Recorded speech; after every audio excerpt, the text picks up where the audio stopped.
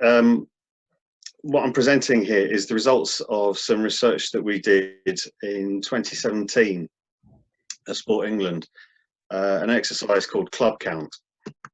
And the research that we were commissioned by Sport England to do was aimed at mapping clubs affiliated to NGBs, and that definition is quite important because it actually set the terms of reference for the whole project. And there is a further research question that's raised by unaffiliated clubs, which I'll come on to later. But essentially, we were tasked with mapping every club affiliated to as many NGBs as were willing to share the data. And the diagram on the right explains the process, the way we went through it. So what you'll see at the top is several blocks which relate to NGB data sets, national governing bodies of sport, I should say. So NGB data sets from county sports partnerships, and other data sets that happen to be available. And the reason we were asked to do this was because it was to inform Sport England's policy and decision-making processes, and to provide insight to the NGBs and county sports partnerships who provided us with the data. And having compiled all that, collated all of that data, what we did essentially was to go through a massive cross-referencing exercise, checking the data with the Ordnance Survey code point product, which allows us to map and plot that on a geographic information system, and also cross-reference it against the ONS, the Office for National Statistics, the boundary data, so that we can aggregate the data that we produced up to various levels of geography. And these are the results that that came from that initial data collection exercise. And what you'll see here is that football is by far and away the dominant sport, accounting for 30% of all sports clubs affiliated to English-based NGBs. Cricket takes another 10%, and the top 4 sports on that list account for just over half of all the affiliated clubs that are affiliated to English-based NGBs. The top 10 sports account for 2/3 of the clubs, and the next 10 sports account for a further 16%. So essentially, you're once you get beyond that, those top 20 sports, you're subject to a certain extent to a law of diminishing returns. There's fewer and fewer clubs to find in the sports that aren't included on that list. And that's not to say they're not worth looking for, and that actually says something about the overall breadth and depth of provision across the country. One of the challenges we faced was that we were working to a slightly different definition to the previous exercise. So in 2015, a private sector organisation was asked to do a similar mapping exercise, and their results were very different to ours, and for a number of reasons. The bar on the left of the graph that you'll see there is for table tennis, whereas the previous research exercise found around about 250 affiliated table tennis clubs. We found over 2,000. Now, that's because we used a broader definition of an affiliated table tennis club. Table Tennis England supplied us with the data, and they gave us roughly the same list of 230 table tennis clubs who were affiliated as full affiliations to the governing body. But in that same data file, there was another 2,000 clubs who were associate clubs. Now, they're not affiliated directly to the NGB, but they are affiliated to local leagues and local governing bodies at county level. And we took it upon ourselves to include those clubs because we felt that was a better reflection of club provision for table tennis. And that's why we get that wild swing on the graph there. Next to that, you'll see ice hockey, and the the reason for the apparent large growth in ice hockey clubs is that ice hockey teams are required to register as individual clubs or affiliate as individual clubs, rather than groups of teams within the same club. So those those issues of definition become quite important in measuring the change from one exercise to the other. And it's actually a bit of a bit misleading to make direct comparisons between the previous exercise and club count in 2017. There have, however, been changes in the number of affiliated clubs, albeit marginal. So towards the centre of the graph, you'll see England Boxing and the Rugby Football Union experienced some growth, as did England Hockey, whereas Badminton England, British Swimming and the English Golf Union experienced a slight decline. It's also true to say that in some sports, golf being one of them, and tennis, the merger of men's and ladies sections into single clubs has had an effect on the data, going from 2015 to 2017. So, what happens when you map this? Well, the map on the left shows the crude count, and the map on the right shows the data standardized by population. So you see that in the map on the left, there's in terms of overall numbers, there's a very high concentration in the home counties in the northwest, and Devon stands out, and to a lesser extent some of the old metropolitan counties such as South Yorkshire and Nottinghamshire. But when you look on the map to the right, what you'll see is that London, West Yorkshire and Greater Manchester stand out, as do Birmingham and the Black Country, as having a much lower rate of club provision per head of population. And we actually rated this per 100,000 people. And when you look at the data, we're talking about fewer than 100 clubs per 100,000 people across the whole of London. And it can be at least double that in some of the rural areas that are shaded blue on the map to the right.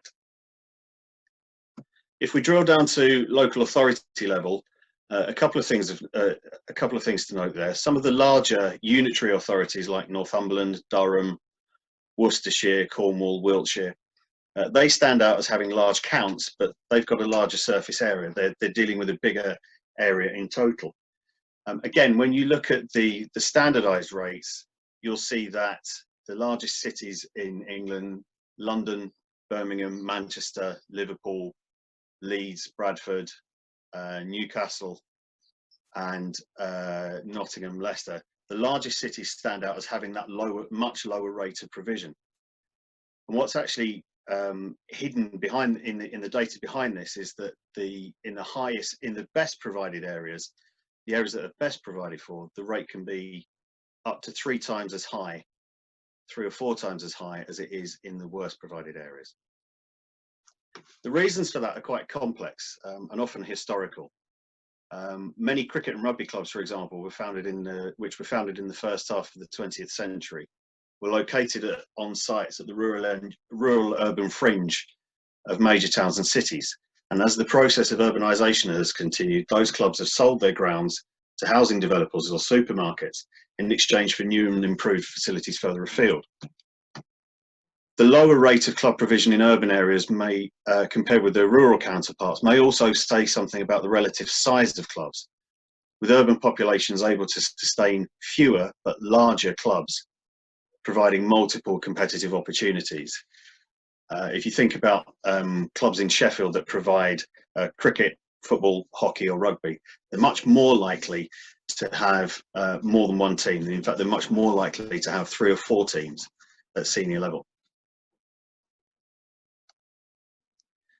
When mapped against the indices of multiple deprivation in 2015, as quite a significant pattern emerges, which has important policy implications. The IMD is the preferred measure of deprivation, reflecting the fact that deprived neighbourhoods are deprived in many ways, on the basis of income, employment, crime, health, education, and so on. And the deciles, the 10% bands, the lowest ranked, the lowest values, 1, 2, 3, 4, 5, are the more deprived areas, and the least deprived are at the other end of the scale. What's very clear here is that there's a bias towards the less deprived areas in terms of the provision of voluntary sports clubs. And that's most notable in sports like tennis, hockey, golf, athletics, and angling. The deprived areas are relatively undersupplied. And again, one important point to note here is that boxing is the only sport really that bucks the trend consistently. Boxing is the only sport that we found where the sample was large enough, where the highest number of clubs was located in the most deprived 10% of neighbourhoods in England. So what might be driving that change? Well, this is an extract from the Active Places Power database, and this is the net change in facility provision between 2000 and 2020, so covering the period that the Active Places Power database covers. And what should stand out here, if it's not clear enough, but what should stand out here is that while all areas have gained overall in terms of the number of facilities that have been provided over that period, the less deprived parts of England have gained more than the most deprived parts. And it's particularly acute in terms of grass pitches. So the more deprived neighbourhoods in England have actually lost grass pitches relative to the less deprived parts. And that's all the more significant because grass pitches are often located in parks and recreation grounds. They form parts of open space, and they provide a space where people can participate informally rather than in a club environment. Although they've been replaced to an extent by artificial grass pitches, those artificial grass pitches are usually fenced off, and they usually require a fee to enter and play on those pitches. So you can see that there's a shift away from the more deprived areas to the less deprived areas in terms of facility provision. And this next graph highlights, albeit from the Active People survey, which has now been replaced by the Active Live survey, but this highlights the trend in recent years away from club provision, which is the red line on the graph, towards more informal participation, the blue line. And the balance between the two actually crossed over between Active People Survey 5 and Active People Survey 6. And that's partly a reflection of the growth of things like park run, the explosion in participation in cycling, and you could argue that mammals have a lot to answer for there.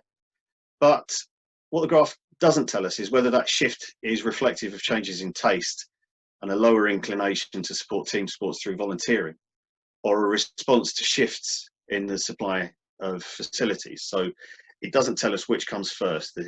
It's the chicken and egg question. And the impact on facilities, data from the National Benchmarking Service show that over time it's users on lower incomes in routine and casual occupations who are increasingly underrepresented in public sports halls and swimming pools, even in the best performing facilities.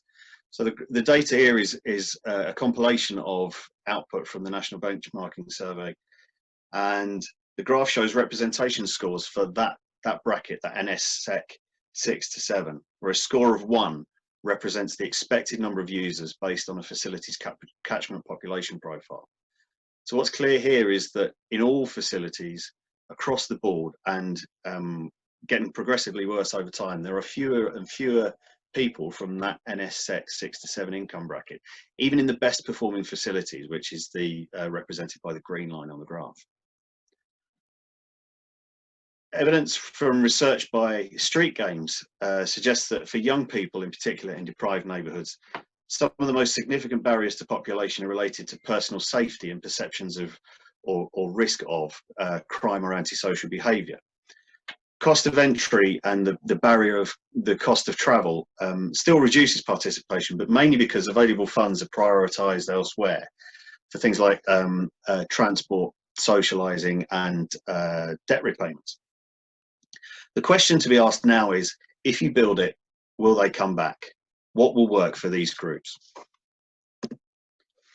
In terms of policy responses, there are a number of options available that might be pursued.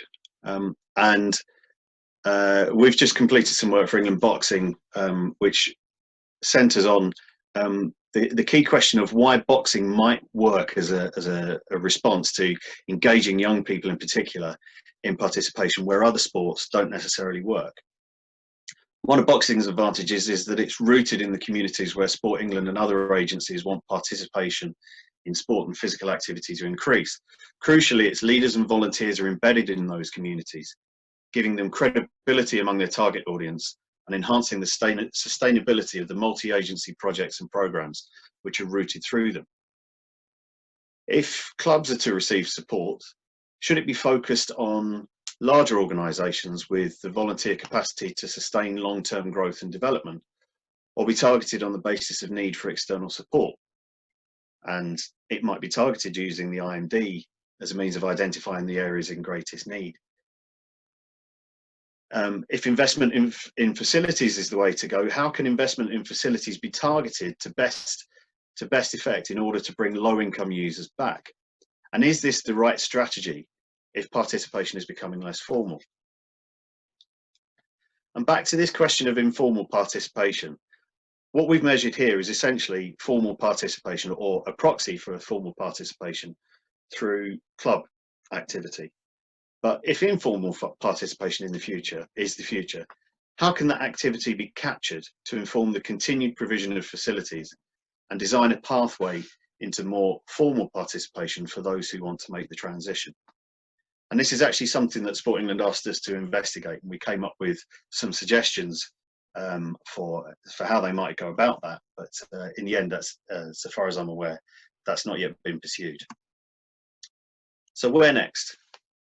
Well, club count's by no means perfect, but it does represent a significant advance in the knowledge base, in the sense that more clubs have been mapped in more sports with more detail than ever before. But possible improvements could include further engagement from those NGBs which were unable or, in one or two cases, unwilling to supply the full spatial data. Mapping multiple club locations to determine trends in individual sports and to reflect the full extent of facility usage. Lots of clubs aren't just based at one facility, but have to use several pitches or courts or pools to be able to fulfill their training and competitive needs. And it would also be interesting to repeat the exercise to determine trends in individual sports and regions, to see where the growth spots are and where the downward trends are. That informal club participation market was considered back in 2017. It does represent an increasing slice of the overall pie, but there's no clear methodological approach to date. NGBs have to consider how to respond to data which may identify hot and cold spots in terms of provision. And for football and cricket, that's particularly important, being the two biggest sports. But it's also important for sports like rowing, where participation is centred on rivers. So the three big hotspots for rowing are, unsurprisingly perhaps, the Thames, Oxford and Cambridge, and to a lesser extent Durham. Rugby league is still very much focused in the north, despite all the development efforts that the RFL have made over recent years. For Sport England and other publicly funded agencies, the challenge, as always, is to develop and implement policies which can begin to close the gap between the club deprived and club affluent parts of the country. The most important point, however, is that discussion over what constitutes a club and where they are active must continue, not least because, irrespective of any recent trends, they still represent such a large proportion of sport and physical activity provision for young participants and volunteers. Thank you very much, David. Pleasure. Great. So does anyone have any questions for David? Jeff, thank you.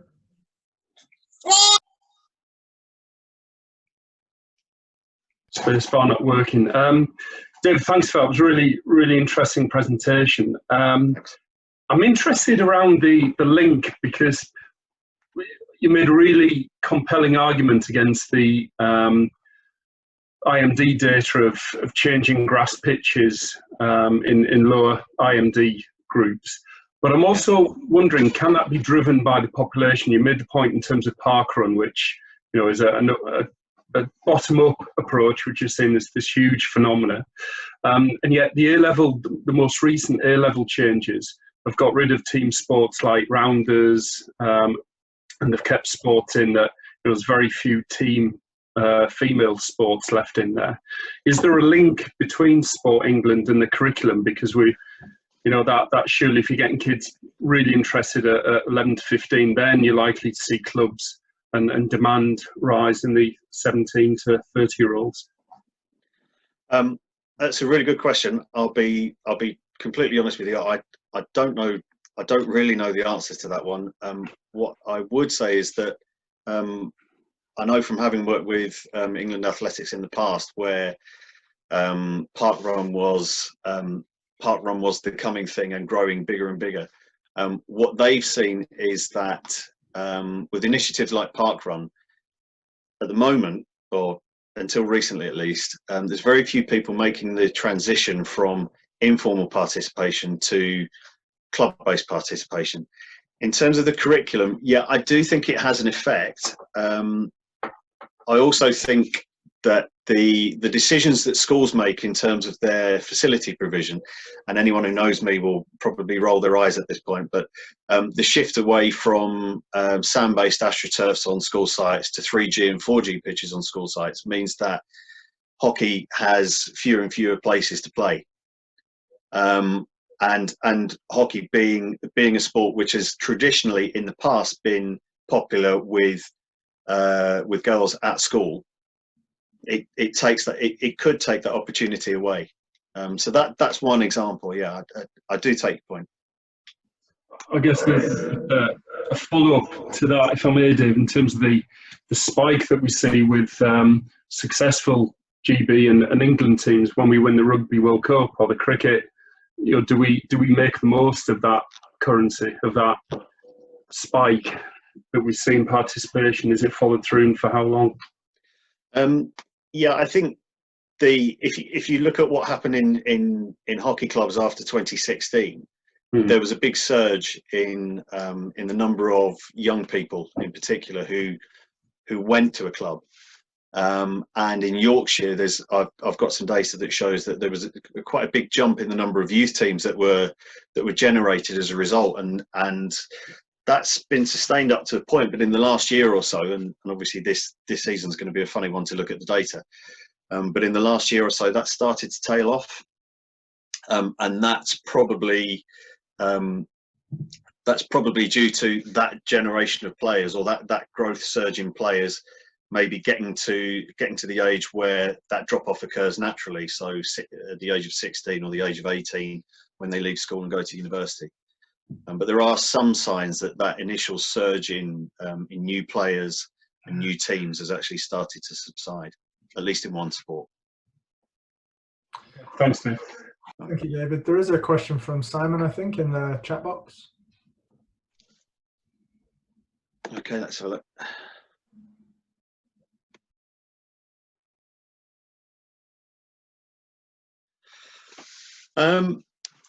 That's a really good question.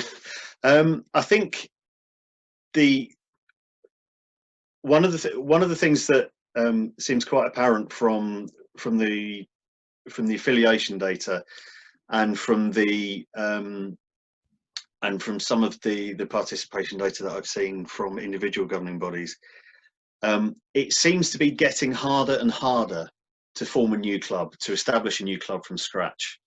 And one of the reasons for that appears to be that there are fewer and fewer volunteers willing to get something going from a standing start. So the number of volunteers that are willing to support team sports has been on the decline for several years, and as a result, I think the new club and new team formation rate seems to have dropped. I think the issue of the the facilities capital, if you like, the places to play also has an effect. If you take away a pitch from a club that's used a facility for 20 years, albeit in a more deprived area, it's going to be much harder for that club if they've got reduced volunteer capacity, if they've got reduced ability to overcome the barrier of distance. It's going to be much harder for them to find a new facility to play. And those are the clubs which it's the smaller clubs with fewer volunteers and a more tenuous grip on the facilities where they play that seem to be the ones that are falling by the wayside. I hope that answers your question, Simon. Okay, that's a good one. Okay, one final question for today from Dave Hember. If you could take another look in the chat box, please. Yeah, I would have to defer to someone else. I would have to defer to someone else in terms of who's got the gold, who has the gold standard in terms of measuring participation. I think our mapping of clubs or our ability to map clubs and track trends in club participation is good. It's probably the Germans. It's probably the Germans who have got the best club level data, and that's probably thanks to the efforts of Christoph Breuer and Pamela Wicker, because they've got a very they've got a better survey infrastructure for tracking participation in clubs. So if we need to look overseas for ways to improve upon what we do, we'd probably have to look towards Germany. Excellent, thank you, Dave. Right, cheers, Dave. I want to apologise for the previous interruption of Nina, who was enjoying your talk thoroughly and has learned a lot. She stole the microphone earlier when I was going to ask that question, but thank you for answering it. Not a problem.